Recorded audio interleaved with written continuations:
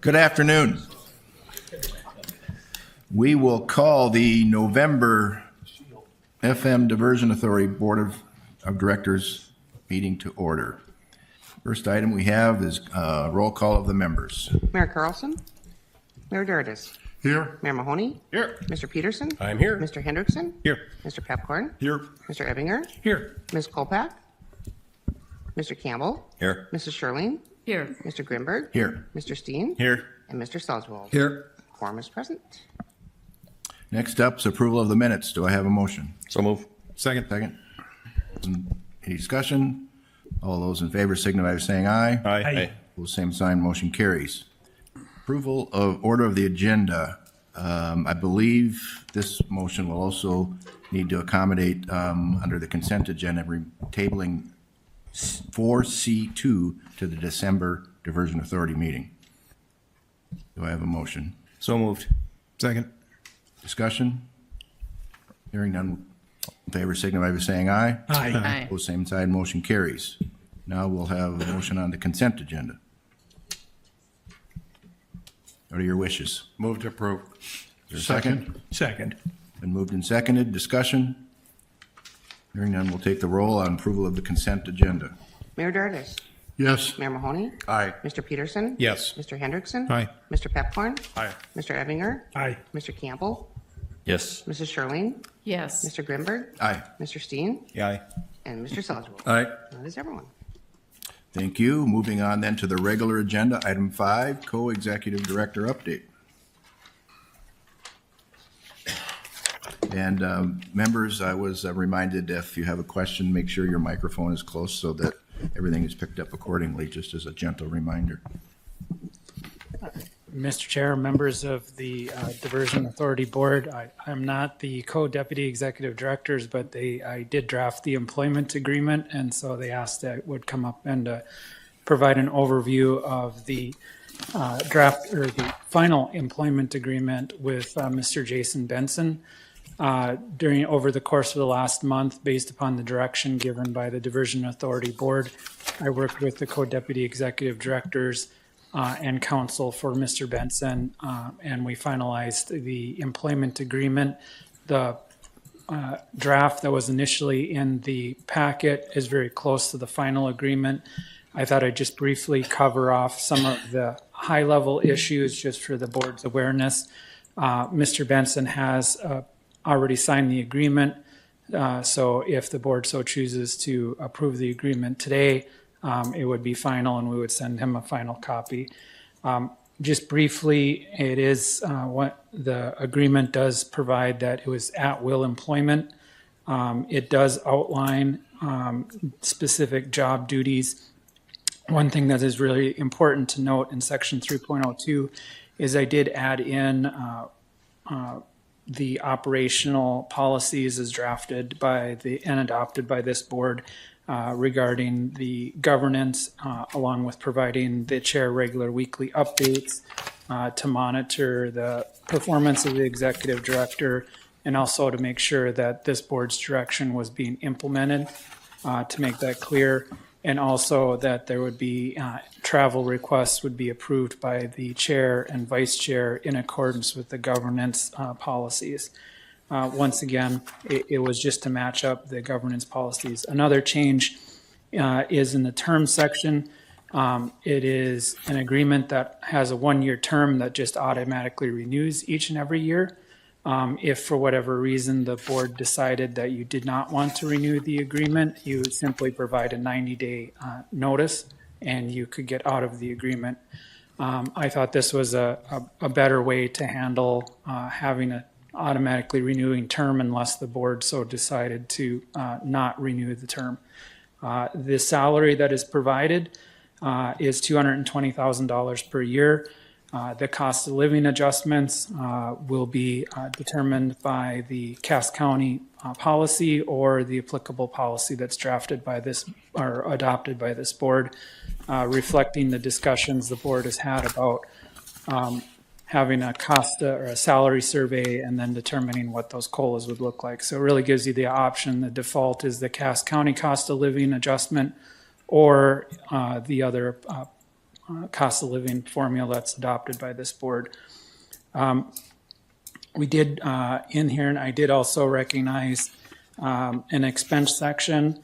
I thought that was important just to make very clear that expenses would only be processed for the employee, not for spousal travel. So any type of travel would only be reimbursed for the employee, not for the spouse. Once again, not that we think it would be an issue, but just to clarify that. The board would also be providing a laptop computer along with a cell phone. The agreement does contain an acknowledgement that the subject to privileges and normal restrictions for attorney-client privilege, those communications on those devices are subject to open records. Just to make clear that, whatever is, being produced on that employee's computer is in fact subject to open records request.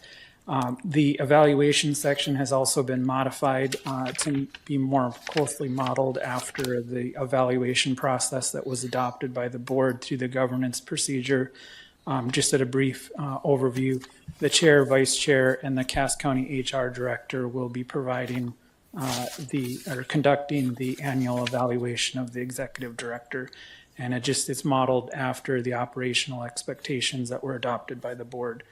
And then, once again, in the section regarding termination, we did provide matching language to match up with the board's operational and governance policies regarding the authority of the chair regarding evaluations, administrative leave, and those other issues.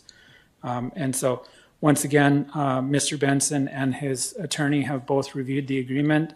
They have agreed to it. I think it's a good agreement. It's fair. It provides clarity, which the Moorhead City Manager loves to say, clarity is kindness, and in an employment situation. And I think it's a good model when you have employees to be very clear about operational expectations and boundaries. And so my goal here was to try to be as clear as possible about what the expectations of the board were and the procedures. Happy to answer any questions, but I think this is really good news. Questions for Mr. Shockley? Mayor Mahoney? Move to approve. Is there a second? Second. Been moved and seconded. Is there discussion? Hearing none, we'll have Don take the roll. Mayor Dardis. Yes. Mayor Mahoney. Aye. Mr. Peterson. Yes. Mr. Hendrickson. Yes. Mr. Pepcorn. Aye. Mr. Ebinger. Aye. Mr. Campbell. Yes. Mrs. Sherling. Yes. Mr. Grimberg. Aye. Mr. Steen. Yes. And Mr. Salzwell. Aye. And that is everyone. Item 6, General Counsel update. No update, it says, in red, right here. No update. Item 7, project updates. First up is Terry Williams. Terry, you with Good us? afternoon. Yes, I am. Can you hear me okay, sir? Yes, we can. Great. Chair Grinberg and board members, I'm happy to present the Corps' update for the month of November. For number 1 and 2, we're still resolving, finalizing the gate machinery updates, and we're pretty certain that all the training and commissioning for these 2 structures will be happening this summer to fall. Nothing new on I-29. Number 4, Red River structure, great drone footage upcoming for that one. We're at about 70% complete. The construction completion date has shifted a few days from March into April, 29 April, due to some contract modifications. Going down, nothing new to report on Drayton Dam. Number 7, Southern Embankment reached SE2A. Construction is about 75% complete, but the contractor continues to be behind schedule, and we're going to great lengths to make sure that work gets done.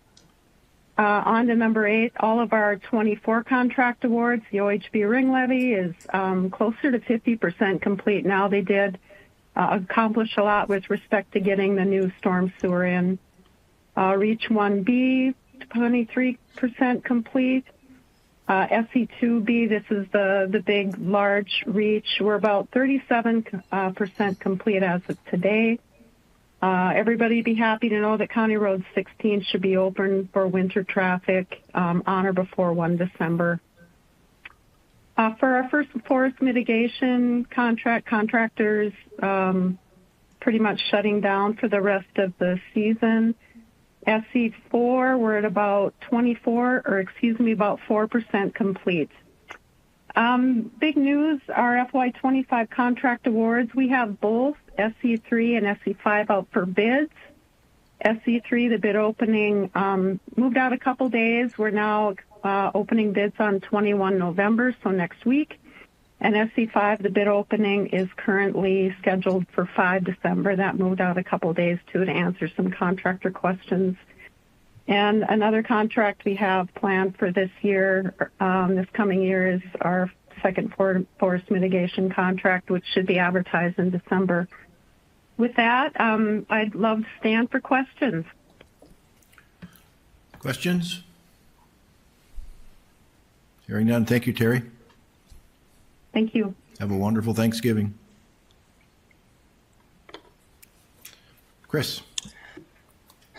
Thank you, Chair Grimberg. Quick update on the channel construction. As you see on the very north end of the map, we are starting to paint a few more things darker blue. Should be opening our first bridge here either today, tomorrow, or maybe next week. The weather this week has caused a little bit of a slowdown in that, but happy to report that we're nearing completion on the County Road 431 bridge. So we have painted that as functional. That will now allow ASN to remove a couple of road plugs that were in place that, again, anticipating we'll be able to have the channel function from basically the downstream side of the I-29, BNSF, and County Road 81 area to the outlet would be fully functional. They'll be able to connect the drains and drainage. So making some progress there, which is a good highlight for this month. Again, on the bridge piece, they're mostly moving into winter slowdown. Still a few items that are left to try to finish, and that will somewhat be weather dependent. And then they'll shift into winter construction and focus on bulk channel construction for the winter months here.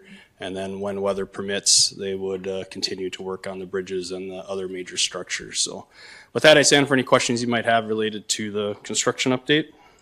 Questions for Chris? Thank you, Chris. P3 monthly update. Paul?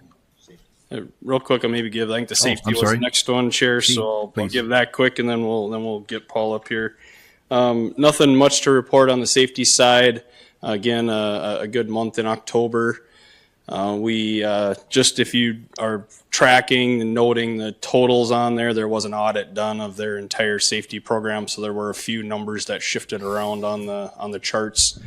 Just for awareness, if you're following that month to month, that's most of the reason for that. But otherwise, I see the mayor has a question. Chris, I thought there was a burn injury. I don't see that on here. Yeah, Mayor, there was. That happened in November, so it doesn't hit our official reporting yet. That will be reported on our December report for that incident. So that was all I had for the safety update this month. Further questions? Thank you. Thanks. Paul, 7D.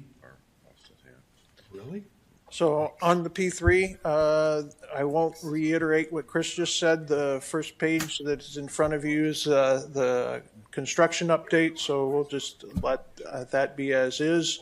One thing we do want to highlight, we still have 3 disputes. Then we're still, the dispute review board is still on pause, waiting for a decision from the North Dakota Attorney General concerning open meetings. So no movement on those 3 items to date. And then the other thing I want to touch on within our project controls and with our 2025 cash budget, if you look on the total that we've spent to date is just over $5 million. So through some change requests, but none of the actual milestone payments have been paid, but we are forecasting. On the next page, you'll see what we're anticipating coming in this next year. And it's a rather long list. Over 235 million is what we're estimating for payments that we'll have to put out for this next year. There's a few that are pending. Some of the railroad work that may hit the books yet this year, we've got them forecasted in November. So we're trying to see if those will hit in the 2024, 2025 budget. And then the other thing I just really want to highlight for this group, we've had a big group of people that have been working behind the scenes that aren't building it, aren't designing it, but they've been doing the background and all the checking. And if you notice that there have been over 3,000 submittals as to date. We're over 3,000 reviews that have come back in. We've have over 12,000 comments on those reviews and on those things. And every one of those comments, the developer and their design team have had to address and review. So there's a big group of folks that are keeping an eye on the designs and the submittals and the plans for and testing packets and everything that is going on out there. And I just wanted to sing their praises while I could. So are there any questions aside from those on the P3? Commissioner Shirley. Thank you. And this isn't to do with the P3, I guess, but I'm wondering, where does it fit and where do we start getting, I'm sorry. Rookie. Excuse me. I'm particularly concerned about the Clomars, and you mentioned, you talk about the P3 and all the submittals, but what about the submittals to FEMA, and how are we tracking those? And I know it doesn't come under the P3, but I never see it show up on our project updates, and so since we're under 7 project updates before we get to the drone footage, shouldn't it be on here somewhere and we start getting regular updates monthly on that? Because from what I'm seeing out in the county, it's taking forever to get folks off flood insurance. And, you know, what's our plan? Sure. Thanks, Commissioner Shirley.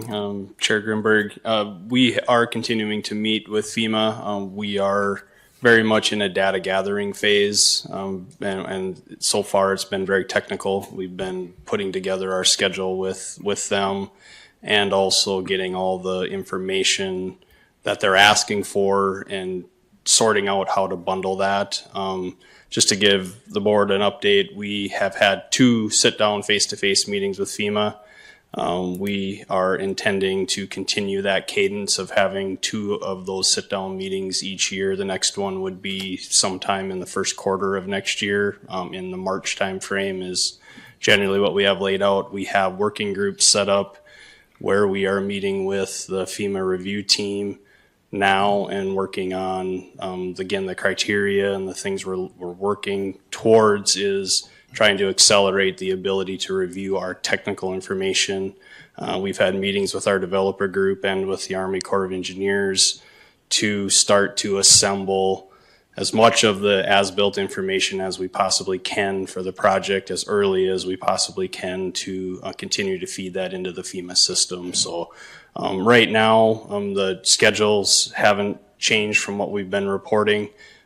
Just know that we're very diligently working on gathering all that information. We're going through a pretty major effort right now to update the ground information for the project to bring that up to current standards. So our teams are out collecting information for channel bathymetry and also updating the LiDAR information inside of all of our models. So again, very highly technical right now. Trying to get that information collected and off to FEMA so they can start their review process of the overall submittal. When do you anticipate that those will be accomplished? I mean, when we're operational, So how long will we have to wait after we're operational that those properties get pulled out of the flood zones. So if we're able to accelerate things as so far we're seeing capable to do, just by most of the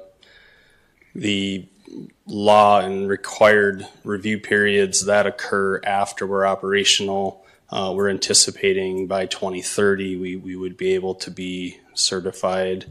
If we run into any snags, then it could take longer than that. But that's the time frame that appears to be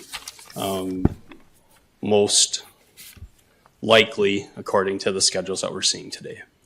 And I would just suggest, because many of us probably won't be here in 2030, that, at least I won't, maybe some of you will,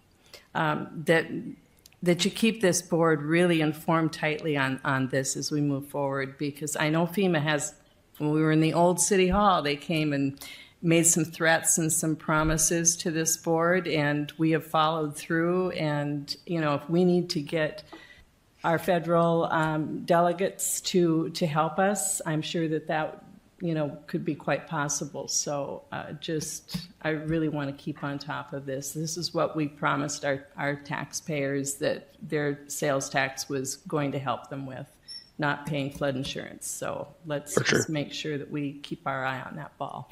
Sounds great. Thank you. Thank you. Commissioner Schilling, just to add to Chris's point, a number of us met with FEMA 2 months ago, I believe, for an update. There was a full day technical meeting, and then Mayor Carlson and I met with them to kind of get a recap of the day. And there's a lot of work yet to go into getting that goal achieved. I would say 2030 is best case. I would rephrase that, an option, but I wouldn't be surprised if it extends longer than that, to be honest. But they do know the role they have and the work they have to do. And to your point, we did mention the delegation's involvement if that needs to be as well. So, Mayor Mahoney? Good. Well, I talked to them as well, and average is 5 years, so 27 would be 32. If we get to 30, that's optimistic. And I think what Chris is referencing, you have to do a lot of public hearings and have people weigh in, so it's a prescripted amount of time it takes. But to your point, we've always talked about it's $60 million in premiums that people are paying. I think all of us on the board have always said, as quick as you can get that done, get it done. Yeah. So. Thank you. And they'll be back in March of 25, so there'll be another meeting, sit-down meeting with them. Absolutely. Thank you, Chris. Yep.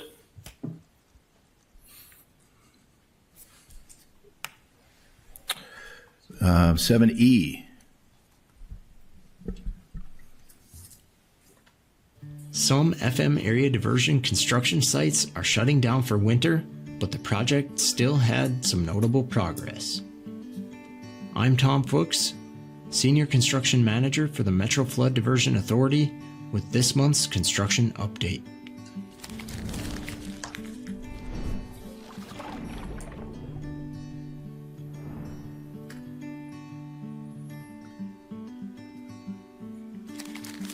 We start the overview at the Red River structure, the largest of the 3 control structures being built, where the second 50 by 52.5 foot radial arm gate is now in place.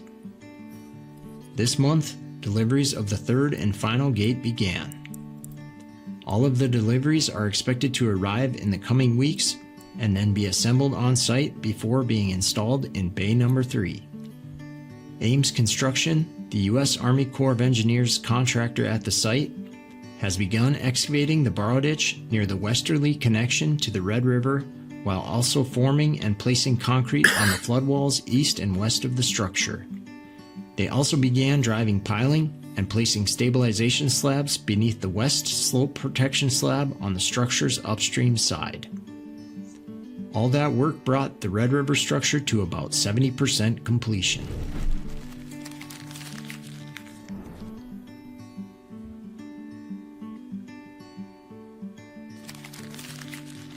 About 5 miles west, just south of Horace, North Dakota, HSG Park Joint Venture 2 is wrapping up its work on the SE1B project for the season.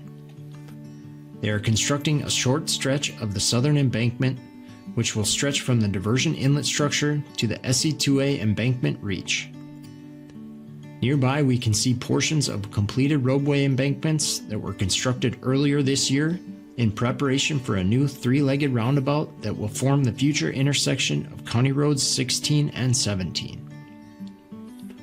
This area is expected to be busy next year when multiple contractors will coordinate to construct various features of the southern embankment and the stormwater diversion channel. This is where the work of the federal and P3 programs of the FM Area Diversion Project will meet.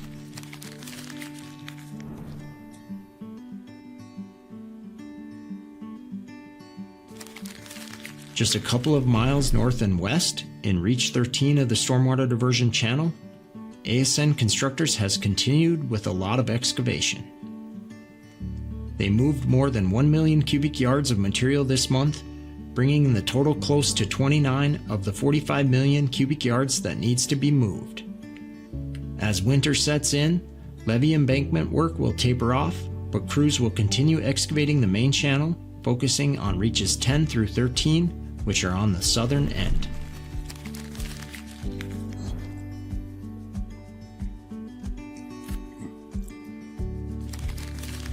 Nearby, at the County Road 6 crossing, ASN Constructors completed driving piles for the new bridge abutments and piers. Weather permitting, pile installation and substructure concrete work at select channel crossings is anticipated to continue throughout the winter.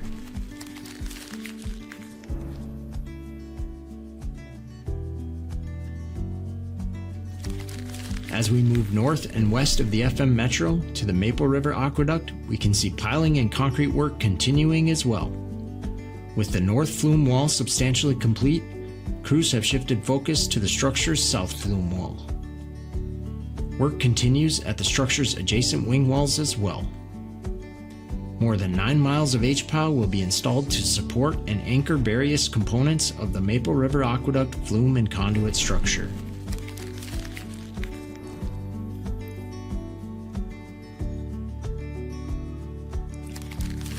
Our last stop this month brings us north of the metro area to the I-29 crossing, where ASN Constructors installed girders at the new northbound bridge.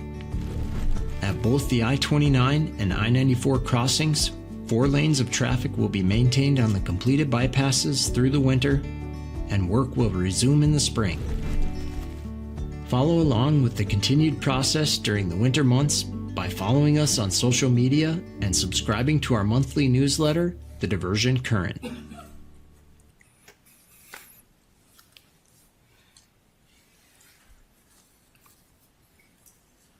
Next up, Amy. Good afternoon, Mr. Chairman and members of the board. I have a quick update on the past couple of months, actually, of our communications work. We continue the Faces of the Diversion series, introducing more people to some of those working on the project, including April Walker, who's the local affairs manager, and Ken Helvey, who's been working closely with a lot of our landowners. We also had a number of releases and interviews coordinated regarding some of the construction updates and the onboarding of the new executive director. And hopefully you saw all of those linked in the board bulletins the past couple of months. We also facilitated a number of speaking engagements. Thankfully, Chris Bockyguard was able to take on many of these, and we also had help from Robert Wilson and Katie Levine to manage all of those. Tours have come to an end for the year, and I don't anticipate that will pick up for a few more months at least, so it should be a little bit quieter. On the right, you see the newsletters, and along with the statistics and open rates, there were fewer links to actually click in the November newsletter, which helps explain why there was a drop. But we will be looking very closely at a lot of those statistics as well as social media, how things are performing, times and dates that work best as we're preparing the 2025 communications plans and editorial calendar. I'm happy to answer any questions you may have today. Questions for Amy? Thank Good you. job. Thank you. Next up, lands. Yes, good afternoon. The map before you is the usual on the left that shows the entire construction footprint. On the right is just a focus of the upstream mitigation area. Everything that's highlighted in green are property rights that we have acquired for the project. Everything in blue has been authorized for eminent domain, and we're just working through some nuances to get those filed. Everything in the dark orange, eminent domain, has been filed on those. And then the golden color means we are waiting the appraisals before we make an offer to the property owners.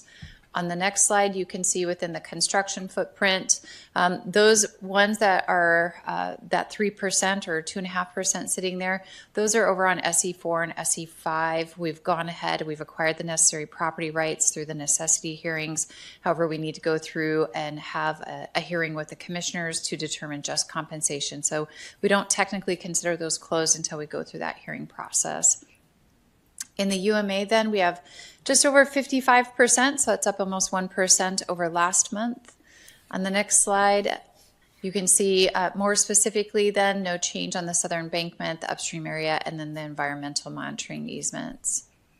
If you go to the final slide, Peggy, we do continue to try to have settlement negotiations with those parcels that are in eminent domain. Just an emphasis on that our legal counsel and myself do make ourselves available to any property owner who wants to come and sit in a room with us and talk to us directly. They've all been assigned land agents. I know those land agents did their due diligence in trying to work with them, and we'll continue to try to work with them through this process, trying to mitigate any opportunity to get into the trial, if we can settle it before that, if there's any opportunity. So in the last month, we did close on a couple of parcels. I know our legal team has been exceptionally busy this month, so we'll be able to report out a couple more for next month. We are continuing to dispose of the excess lands, though currently we have 30 parcels and a little over 300 acres through your consent agenda, and those who were at the Lands Committee last week. We are approving quite a bit. It would be that northeastern portion of the channel. When Chris was up here talking about a construction update, it was that part that was highlighted in dark blue. Since they're finishing the work up there, we're releasing the temporary construction easements. We're ready to go ahead and put that through the policy. We are starting to receive appraisal reports for the Christine area flowage easements. One thing that's not up here is next month we'll also be approving appraisals for the Cheyenne River benching project. Madeline's hard at work for the farmland leases for 2025, and just a reminder that we do have vacate dates for all Minnesota properties and the structures on them of April 1st for Clay County and June 1st for Wilkin County. Any questions that I can answer? Questions for Jody? Okay, thank Get you. off easy this month. Mayor Dardis. Chairman Grinberg, Finance Committee met yesterday. There were $8,277,666.69 of bills that were presented to the Finance Committee. Our net cash position is $302,630,687. $630,687. For the month, we brought in $17 million worth of sales tax collections, and to date, the revenues for 2024 thus far is $163,592,000. So we're continuing to monitor everything very closely as 2025 comes about with some of these payments that we're going to be having to do, up to $200 to $235 million. So there's going to be continuously monthly reports on the sales tax revenues that come in, and I thank you, Chairman Grinberg, for your assistance on that. If you look at the reports that did come up that are in the package, we have even forecasted what the rest of October, November, and December will be for 2024 to give us kind of an accurate feeling. The reports go back to 2018, so we can rely on some historical revenue collections as we move forward. It was called to my attention that one of our members was possibly his last meeting yesterday, Commissioner Chad Peterson. I can't thank you enough for your leadership on the diversion, as well as your expertise on the Finance Committee. So, Commissioner Peterson, thank you so very much. That concludes my report, Mr. Chairman. If there are any questions. Questions for Mayor Dardis? Paul and Mike, 10A and 10B. Thank you, Chair Grimberg. If the board will recall, we were going to present this last month, but due to the abbreviated business meeting and then the interviews afterwards, we decided to push this off to this month. And so what I'd like to do is do a couple of different things. As Mayor Dardis noted, within your packet is kind of the trends and the actual data of that. I'm not going to go through that in much detail. I'll let you dig into that. But mostly the annual sales tax summary, you can see basically what the average growth has been and where we're headed. I asked John Shockley to kind of give an overview, as he did yesterday, as to the basis of the sales tax and where is it coming from and when's it going to expire. Thank you, Mr. Chair, members of the Diversion Authority Board. As I went over yesterday, there are a number of sales taxes that are pledged to the authority. The first is from Cass County. That was originally approved in 2011 by the voter, or 2010 by the voters, and became effective in 2011. In 2016, that was put on the ballot for an extension out to 2084. Otherwise, it would have expired in 2031. The City of Fargo is also pledging 2 half-cent sales taxes. The first is from Article 321. That's a half-cent sales tax. Once again, that had an expiration date, a sunset date in 2031. In 2016, the voters overwhelmingly approved extending that sales tax out to 2084. The City of Fargo also has an additional sales tax that was originally approved in 2012. That is Article 322. That was also subject to an extension by the voters in 2016 out to 2084.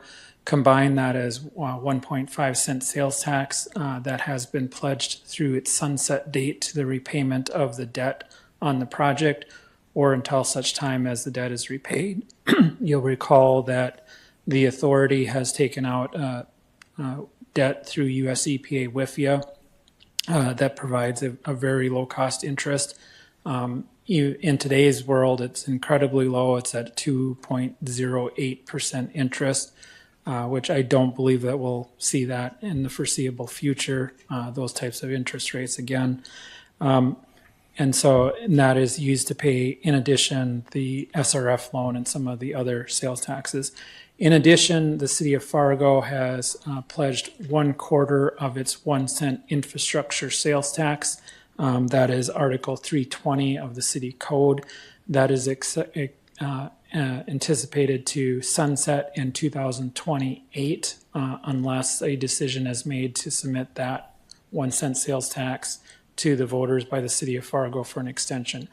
That is not pledged to the repayment of the debt, because you can't pledge the sales tax after the date of the sunset. So currently the 1/4 cent is pledged to the authority, but only through its sunset date of 2028.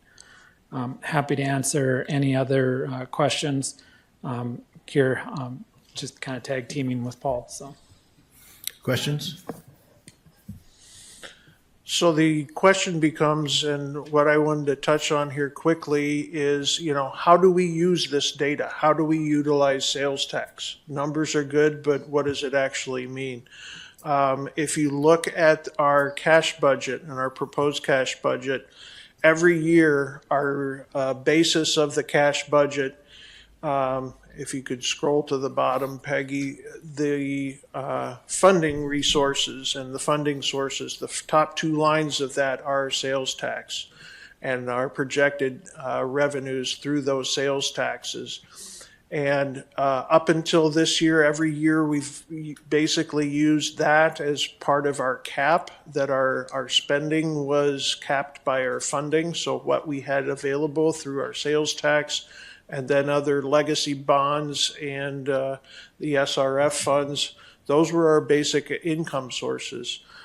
This year, with the $235 million that we saw for payments to the developer, we're going to be having to tap into our WIFIA loans and start utilizing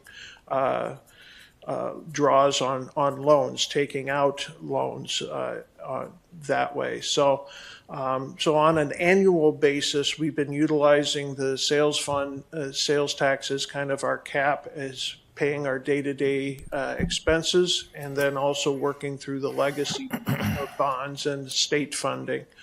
The legacy bonds, as you see on this chart, we're working our way through them, and we anticipate being all the way through those by probably September or so of 2025, and so that will actually put a greater pressure on our sales tax and sales tax growth to make sure that we can continue to keep things moving forward. Each year on year, the budget rolls into our program budget. So our program budget is then built off of these, and those are reported out on a total basis within our finance committee and our financial packets as to where we're at going forward, how much we've spent and where we're going forward. The last way that we utilize is sales tax, and looking at the projections of where it's going to be after construction is complete, we have our financial plan, and that is basically what is it going to take, how much are we going to have to utilize to pay back any debt that we might have accrued to build the project. And so if you could go to that other chart, Peggy. So this is just a chart of some anticipated what we're looking at for worst case scenario for debt that we could accrue through construction. The purple is the WIFIA loan, and so that's assuming that we're going to utilize everything under the WIFIA loan. There's some SRF dollars, there's some other sales bonds, subordinated sales tax bonds in there too.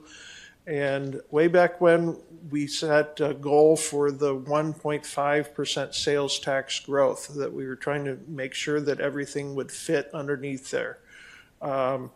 Unfortunately, with the cost of construction and inflation and different things, we're pushed up to about that 2.8 to 3% sales tax growth range, especially in the first, say, 10 years of that repayment of that debt. And so that's, when we start talking about projections and sales tax growth, this is where we utilize it after construction to include and to assure that we can pay for the project and pay off the debt. So, are there any questions on for Paul? Sales tax? I would be more than happy to meet with you one-on-one and have a couple-hour discussion on this and get into the weeds if you would like, but Encourage everyone to do that. Mayor Mahoney? I just got a report from the Corps and the cost of the project and where we're sitting. I'm under the impression if there's excess in the Corps, if their bidding is lower than the excess, that's to be returned to the project to cover our costs if sales tax doesn't cover it. They had an inflationary in there, John. I think you talked about it, that it would inflation beyond 750. I think we're at 820 million or something like that with the inflationary cause with the Corps.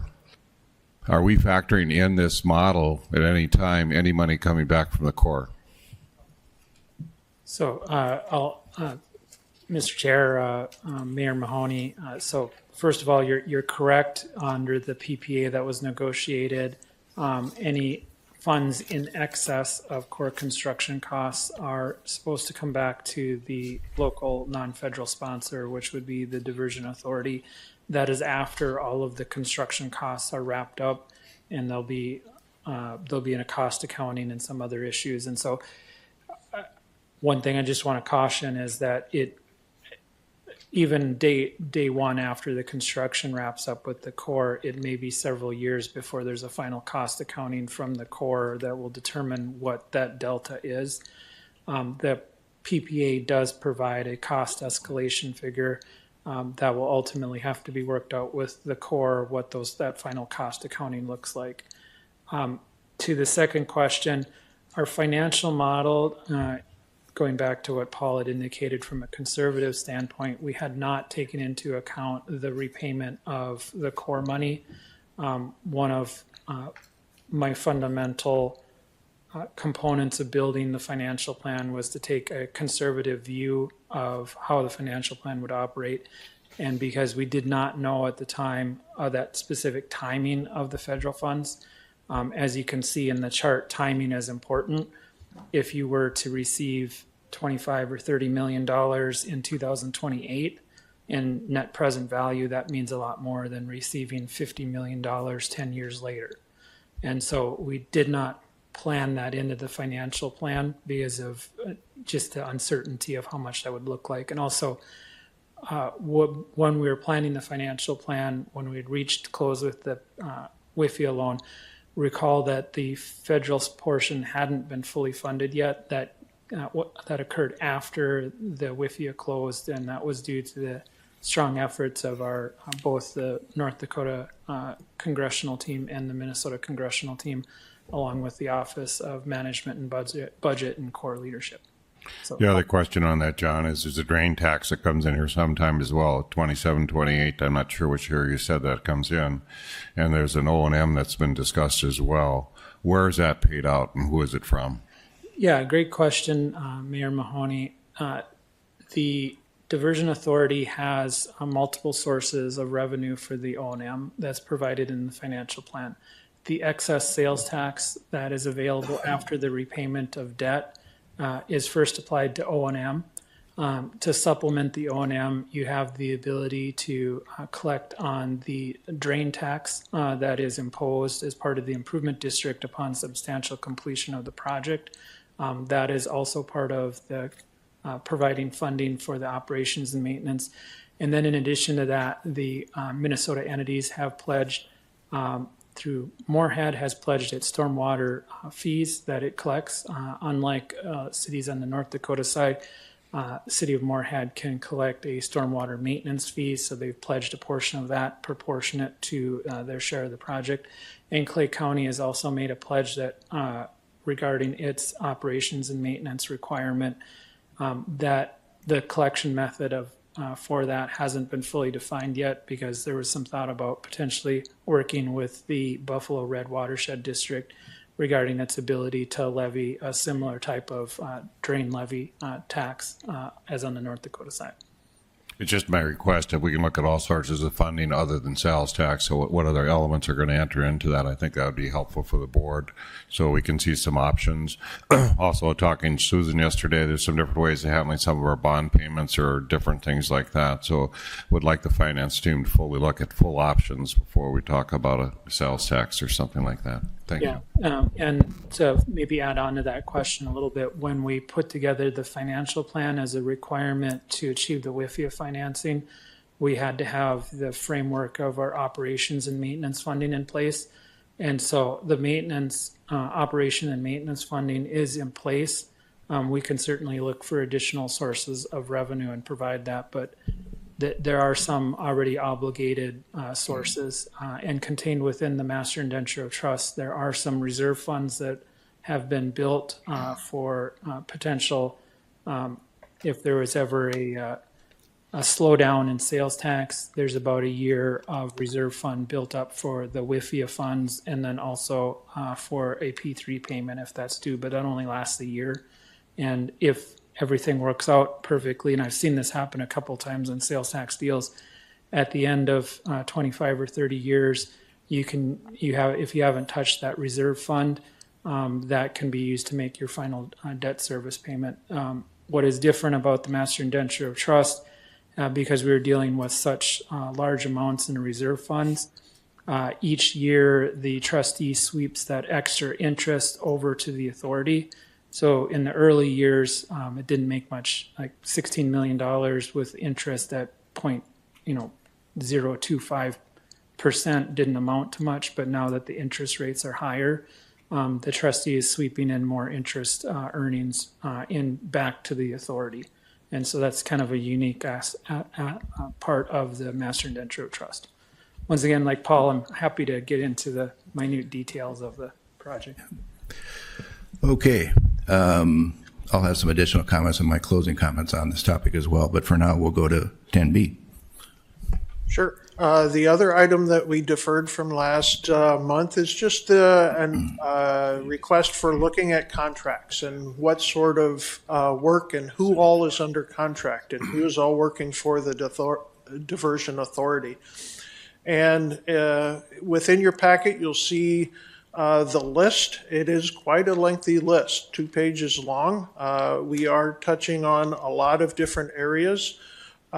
We have broken it down to some of the office, some of these various areas, so kind of the technical area, the office, and then the communications and legislation. And then we get into our land and property contracts, which gets into our appraisers, gets into our people like Ken Helvey that was highlighted that work directly with the property owners. And then we get into our insurance agents and insurance work that we're doing that way. And the last area, as you kind of go down, you can kind of see some of the demolition work, but then our debt service partners and some of the other contracts that expenses that we're going to have as we go through the project. So all in all, a rather extensive group, but we are actively looking to close out contracts as quickly as we can, and to try and free up as much of these contracts and the costs that are assigned to those contracts as quickly as we can. A lot of these, especially what you see in front of you, the utility relocations, those are pretty much complete. This is a list from 23 and 24. The majority of that work was done in 23 and early 24. So this next year, we should see a marked decrease in the number of utility costs and relocations that we've had to do. So like I said, a lot of data that's there, a lot in front of you. If you have any specific questions, I'd be happy to answer them now. Otherwise, I'd also be happy to, again, sit down and go through this list with any of our commissioners. Questions for Paul? Thank you, sir. 11, other business. First up, 11A, Commissioner Campbell. Thank you, Mr. Chair.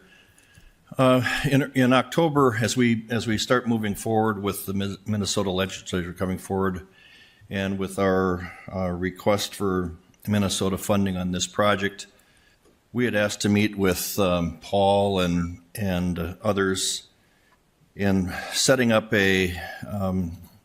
what all things are still to be done on the Minnesota side of the river that would qualify for state funding. And so we went through and established quite a list. I don't know if we have the access to that document or not to show the board, but I believe we're right around $60 million. Paul, is that yeah, like that make a head nod. Yes, on that. So then we, after we had those meetings and determined that, I asked that this be placed on the Diversion Planning Committee meeting for discussion, with the idea in mind that we were looking for a letter of support from the Diversion Board of Authority for our funding request in St. Paul. And so that's really what this resolution is all about, is getting the Diversion Authority to provide a letter of support for us as we go to the state for Minnesota funding on this project. Questions for Commissioner Campbell? Motion? Move to approve. Commissioner Peterson? Second. Discussion? Commissioner Campbell, just curious whether you're going to try a different strategy on this. Is there a way of trying to get this to move forward. I know locally sometimes it's not as, you had some powerful legislators at one time that were very helpful to do that, but is there any other route you guys are thinking about in order to try to get it? I know they had a lot of flooding in Minnesota. I think you're up against people Right. that have damaged areas, right? Right. So it'll be a hard trust because you're doing prevention, you're not rebuilding, and And we've, from the county level, just at our board meeting this last Tuesday, we have three major priorities of state funding for Clay County this year. And the diversion project is one of those three major funding. In terms of how we're going to actively approach this, of course, we constantly meet with legislatures not only within our area, but try to reach out beyond that. And we have two commissioners, Commissioner Mojo and Commissioner Krabenhoff, we've designated them to spend more time in St. Paul this year than we have in the past in working on not only this, but the other two. We have, like I said, we had three major needs that we were looking for funding. And so we're going that route. Do you have anything? I think something else that's noteworthy is we're going to work with our Moorhead colleagues in unison on this. We're not going to split up the pie and argue against each other. So there will be a unified presentation on this. Chamber has been extremely good with setting up meetings and getting us set up to plead our case. But again, with no bond issues last year, the way the session ended, there's a lot of people with flood damage, with issues, and they're lining up for this. So we're going to have to go in and exert some real emphasis on it.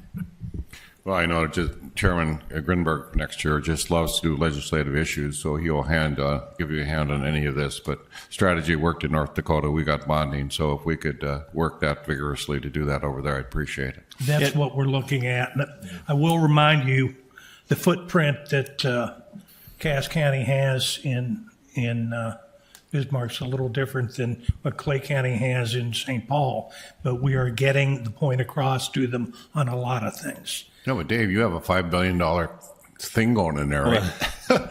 I was just going to mention that. I think that anytime that we see, and obviously that's really exciting news for Moorhead and Clay County when you get that kind of a business investment that's coming to your area, and we will certainly use that as another reason to have fully funded flood protection on our side of the river. So we'll incorporate everything we can, including that recent news on that business. If you build it right, if you have a leak, it stays on your side, right? Well, we have neighbors that are a little bit lower than us. It's been brought to their attention. Okay, hearing no other. Let's keep reminding them. Hearing any other pertinent comments, we'll take the roll. Mayor Dardis. Yes. Mayor Mahoney. Aye. Mr. Peterson. Yes. Mr. Hendrickson. Yes. Mr. Pepcorn. Aye. Mr. Emminger. Yes. Mr. Campbell. Yes. Mrs. Sherling. Yes. Mr. Grimberg. Aye. Mr. Steen. Yes. And Mr. Salzwell. Aye. How's everyone? Mr. Darrell Richardson is next. We had the opportunity to view his presentation at planning earlier this month, and I'm quite confident that Commissioner Pepcorn is going to love this presentation. Well, Chairman Grinberg, all the members of the board, thank you very much for the opportunity to come in and give you a report on the $250,000 grant that was allotted to me through the North Dakota Agricultural Weather Network. And so we will go, can I just push what? You can use the keyboard too. Just use the arrows. Yeah. Can I go full screen here? Yeah. There we go. Now push the buttons. All right, there we go. So anyway, I'm the director of the North Dakota Agricultural Weather Network, as well as the state climatologist for the state of North Dakota. And so I just wanted to first off show you the coverage of the North Dakota Agricultural Weather Network. Some of the stations on here are going to be installed next year in 2025. And the blue circles you see are 20-mile circles. Generally speaking, a lot of the parameters that we do offer are valid out to a circle. of 20 miles. So a lot of times I like to show the entire coverage of what we have. This is what one of our tower stations actually looks like. This is a drone footage. A couple of things you will notice on here is there's a round circle on that map, which I'll show you in a second. Hard to see. There's some orange stakes down there that I'll be covering in more detail. But very quickly, before I get to the report on how we spent the money, I just wanted to explain to you what NDAWN actually is. The North Dakota Agricultural Weather Network is really a weather risk management tool. Our purpose is to use weather data to predict the future. In agriculture, we're able to predict the timing of when certain insects will come out, when diseases are going to form, when farmers should be able to spray, and when they should not be able to spray. And so all of this knowledge brings a very strong value proposition to all of our stakeholders.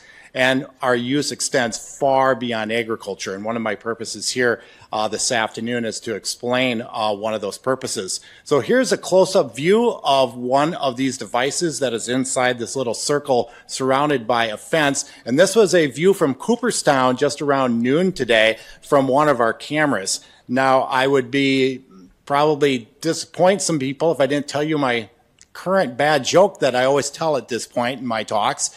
Why do we need these circles and these fences around the precipitation gauge inside?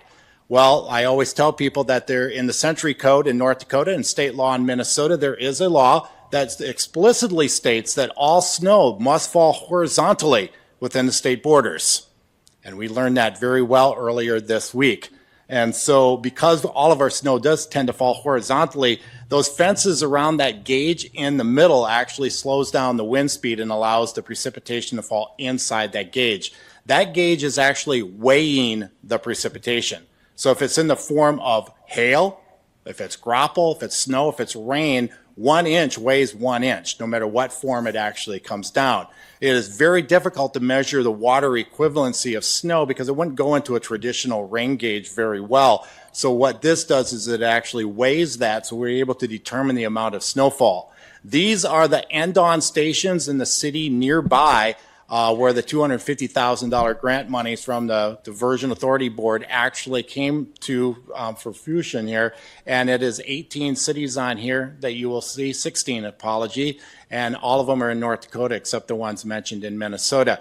To give you a view of this, number one, we were able to put gauges in the upper Cheyenne Valley. So especially up in Sheridan County where the Cheyenne River starts, we were able to put some stations in the middle part of the Cheyenne River Valley, and also, especially on the Minnesota side, south of Fargo-Moorhead, and where the diversion is going to come, or water flow is going to be coming from. Plus, we were able to put one of these gauges also at our Brampton, North Dakota station, which is very close to the headwaters of the Wild Rice. So the headwaters of the Cheyenne, headwaters of the Wild Rice, and in many ways the headwaters of the Red River. This is just a map with circles to show you in blue where the sites were, and a different format here that you all sponsored through us, south and then northwest of the Cheyenne River. I wanted to show you this map. This is the rain totals since yesterday. And if you look very carefully on this, you'll notice there's a lot of zeros. Those are sites where we don't have an all-season gauge. The snow cannot be measured very well. So this is the last 2 days from our all-season gauges. And so if you look off to our south, you can see the precipitation totals and all through the Red River Valley and the Cheyenne River basins. And this is a 7-day total. And the reason I wanted to show you this is a mix of rain and snow, of course, but imagine it's March 15th of 2025. This map, all these stations, we will have this online, will give us a demonstration of how much moisture we have accumulated in the next 4 months. Beginning really in many ways yesterday, most of the precipitation that falls in the next 120 days will be sitting there waiting and will have no opportunity to move through the system until the next spring melt. So there's a number of basins in here. You know, there's the Wild Rice, there's the Maple, there's the Red, there's the Cheyenne. All of these basins, we'll be able to determine where our gauges are, how much precipitation fell during this time frame. So when the spring melt begins next spring, we will have this as a running total continually through the next 4 months of what's actually going to come through the system. The soil is going to be frozen. Most of what falls will not penetrate into the soil. Unfortunately, the recent rain, which had some benefits, one big disadvantage is it really eliminated a lot of the absorption power we might have next spring for any potential flooding that we do have. Speaking of which, soil water, most people call this soil moisture. Yes, that's my head in the hole. My staff loves to take these pictures of me when I'm out in the field working with them. But these are stations in the North Dakota Agricultural Weather Network that we have soil water probes in place. Next, end of January of 2025, the National Weather Service in Grand Forks will issue their first flood statement of the year. In there, they will mention at fall freeze up, this was the soil moisture content. Where are they getting that data? Mostly from us, the North Dakota Agricultural Weather Network. Now, this is the darker the blue, the more moisture that's currently in the soil. You'll notice the Red River Valley, 10 days ago, this was not a lot of moisture. We got 2 months worth of precipitation this past week. So you notice at 2, 4, and 8 inches, a lot of dark blue. So we really saturated the soils in the Red River Valley, but we haven't frozen yet. We will see at fall freeze up exactly what's there. It's another feature that we offer through NDON. If you look very carefully, that device right there is a sonic snow depth sensor. It sends sound waves down to the ground, to that board, and upwards, we can determine in turn what the snow depth is. Your first thought living here is, Daryl, the snow depth varies by an inch because the wind blows it around. We learned that again this week as well, and that's a very good point. This is where we have snow depth sensors, and we are continuing to work on adding these, but because of the wind problem, we have snow depth stakes, 3 of them. This is an example of them. This is up in Skogmo by Skogmo Lake in northern Sheridan County, very close to where the Cheyenne River begins. And you'll notice if you look very carefully, it has about 3 inches of snow on the ground. We have all of these stations, several of them nearby and south of Fargo-Moorhead, that have cameras on it. So not only do we have soil moisture for the fall, we have cameras measuring the snow depth all winter, sonic snow depth sensors to measure it as well, plus the all-season gauges that will be able to determine how much moisture has been in the snow for the upcoming season. Therefore, in turn, this will help the North Central River Forecasting Office in Chanhassen beginning their flood forecasting, which will give us more than likely more than enough lead time when the diversion is operational to get that operational, or for the next couple of winters until that actually comes in. All the maps and a lot of the information I just showed you is on ndon.info. I encourage you throughout the winter to look at that. There's a climatology page, and then if you go to the currents, one of the things is precipitation. It'll say 3 days, 5 days, 7 days, 30 days, 60 days. And if you're a weather nerd like me, you can keep track of how much water has been in the snow that we had all fall. So again, I'm Daryl Richardson, the director of NDON and also the state climatologist of North Dakota.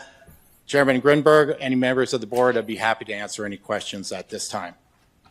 By the way, I forgot to mention very quickly, the grant you gave us expired on October 31st. And last I had looked this morning at everything, I do believe we came approximately $10,000 under budget. Well, that's great. Questions? What's the temperature tomorrow? Cold. Thank you, Daryl. Thank you very much for the time. I have 2 things before we close out here. Part of it's follow up to Mayor Mahoney's comments. Mayor Carlson and I are meeting next week to kind of talk through transition as she moves through her chair year, and I start to prepare for chairing the Diversion Authority next year. The goal also is to sit down with staff. I'd like to do that in December, as well as our program leads to capture where we're at and what should be our goals for 2025, as well as outline our risks for 2025. I share that because I intend to make a presentation at the first meeting in January with a culmination of all that information, and also dialogue with Jason Benson before he starts February 1st. So we've got kind of a clear path between December, January, and he comes on board on February 1st. I encourage you to reach out to co-executive directors or myself with thoughts and ideas what that should look like, because I believe as we move into 2025, the work's going to get a little more closer to completion, but yet a little more challenging. And so from all sources of revenue, I agree, Mayor Mahoney, that Your point about the Army Corps dollars is certainly an area to look at. But at the end of the day, in my opinion, if we need sales tax option in 26, we need to be talking about it in 25. We don't know the answers to those questions today, but talking about it, and as we move through putting more puzzle pieces together, we'll be smarter in that decision process. So I share that as just thoughts on where I see, taking on this role, still trying to convince Mayor Carlson to do it another year, and that's not going very well. So with that said, partial recognition for Commissioner Peterson, from Mayor Dardis, Commissioner Sherling. We do have a gift for you, but not today. But as Vice Chair filling in today, it's been a joy working with you for 2 years on the County Commission. I think we all owe you a debt of gratitude for your leadership at the county as well as this authority. And I deeply appreciate your commitment.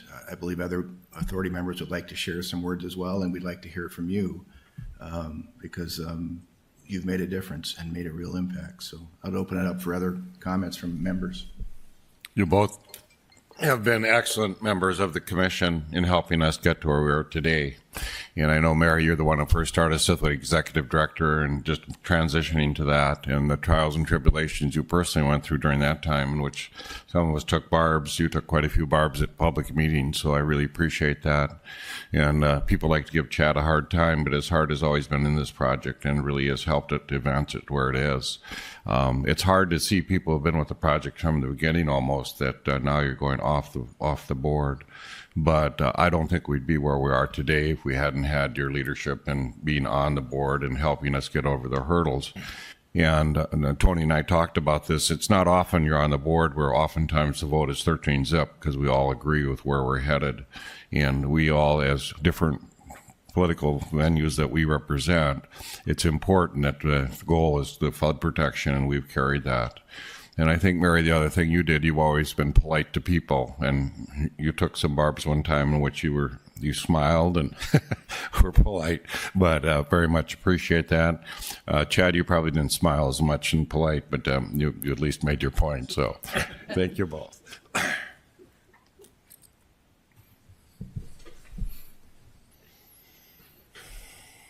Well, thank you for those kind words. And thanks to everyone in this room, for getting us to this point. It has really been, it's taken a village to get us here. And I would just like to recognize a few people, starting off with former Cass County Commissioner Darrell Vanyo, who really mentored me in my role when I became chair of this organization.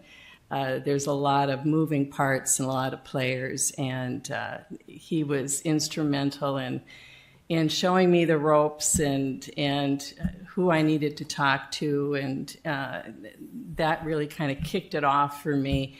The staff probably, wasn't aware of my leadership in 2019 because we didn't have a staff then. We had our consultants, but we didn't have an executive director. So we would meet once or twice a week, and we'd all, do the huddle, and then we'd all run out and do what needed to be done. And it was a lot of tremendous effort from just a ton of folks. And I can start in the back there. Nathan Borboon, Dr. Bob, and Jason Benson. I mean, you guys, all those technical meetings. It was, and trips that we made back and forth, whether it be to Bismarck and Martin plowing through the snow with a group of us, and several to DC, and we did trains, planes, and automobiles one time with Tim driving us back. He dropped me right off at the courthouse when we got back to town, and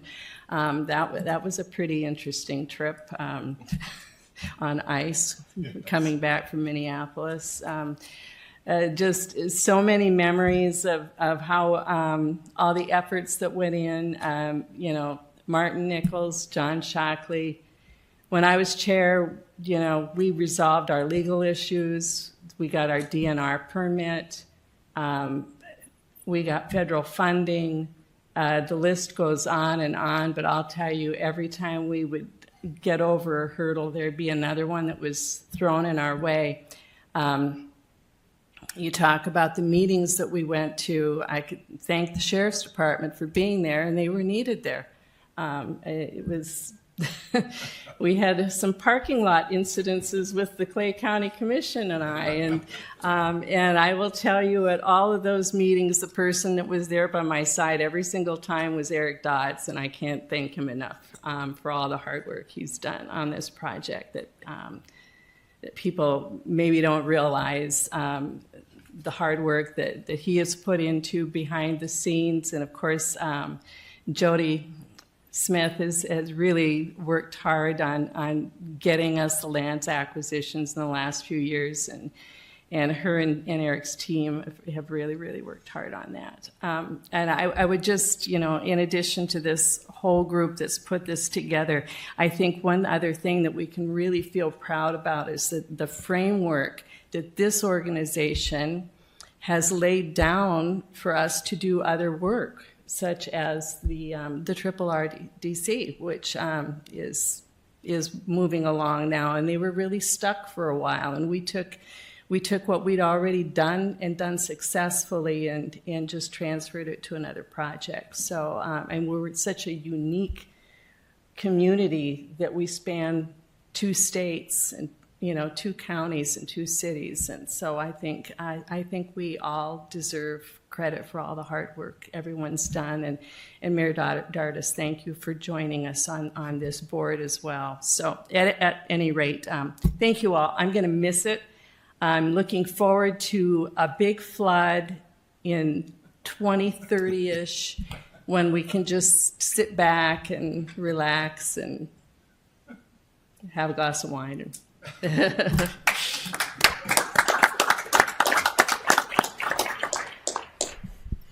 Gratitude. I've been put into a position I was never worthy of. Calm down. Getting to know the mayors, the commissioners, city and Clay has been a true blessing. This was never on my radar screen. As I said during our commission meeting, I never thought this was a thing. The county governance certainly was never on my radar screen. And again, not worthy of anything I've been allowed to do, that's for damn sure. 12 years of fun, this has been a blast. Not just the policy things, but more important than anything, and I said this for our state association too, it's the people. Policy fun, statewide fun, federal fun. The people is what has made this so much fun for me. I've always said I've never liked the weather since I was little. I've hated it. But the people, that's what kept me and my family in this town, in this region, because I don't care what anybody says, we are built differently in the upper Midwest, exponentially better in the Fargo-Moorhead metro area. And I love our friends in northern Minnesota and throughout North Dakota. We are different than everyone else. And that's okay to say that because we're good, genuinely good people that want good things. And sometimes things like this impact our neighbors negatively. And I think what we've done as a board, and as Mary said perfectly, Commissioner Schilling said perfectly, we're just sitting in a seat that others have sat in before us. And people will sit here after us. And what we have put in place through all the struggles, the tumult and trial, allows that to proceed. And I think with all the negativity that we've thrust upon some of our neighbors, I don't know that we could have done it any better. And my struggle there has always been that the folks that think there was a better way, some are not maybe being as honest as they could be. But my struggle there has always been the people that genuinely think there was a better way, and there never was. I wish there was. I wish there could have been cheaper. I wish there could have been less people impacted. This was the least impactful, most cost-effective project we could have built. And the negativity, it's sort of what it was. I have friends that were impacted. We all do, for that matter. Where I grew up in North Fargo, friends that had houses taken away, and we had friends that had land that was being taken away or will be borrowed from should a flood transpire. So long story short, blessings. Thank you for getting to know me and tolerating my attitude and sometimes my forthrightness in my opinions. To the staff and team members, God bless you all. You're not done yet. Some of us won't be here, and you'll probably still be there. This project isn't done. We're close. We're closer every day. But I think once we get closer to the finish, it's what I've said in my construction job. Any human being on the planet can build anything up to 95%. I don't care whether it's a shed in your backyard, a biotechnology lab. Any one of you could do exactly what I do for a living. But that last 5% is what makes a project. That's where we need people like you to help us push through that last 5%, because that's where things get cumbersome, troublesome, and sometimes exceedingly expensive. So blessings to you. I'm glad to have gotten to know each and every one of you to one degree or another. And Godspeed going into the future as well with Mr. Benson, your new leader, when he takes his spot. I think our friends in the legislature also need gratitude. They didn't have to support this either. Our friends in Minnesota, soon too, they won't have to support this, but I know they will. To our friends in the federal government, they didn't have to support this either. They could have gone a different direction. It could have been far easier to walk away, but they didn't. And I firmly believe, as I've said from the start of my election, this will be the project that the United States will model projects after into perpetuity. This is the way to get infrastructure done. State, local, federal partners doing the best thing they can for their local constituents and the populations that are impacted. This is the model for the next century. Thank you. God bless you all. This has been so much fun, Mr. Chairman.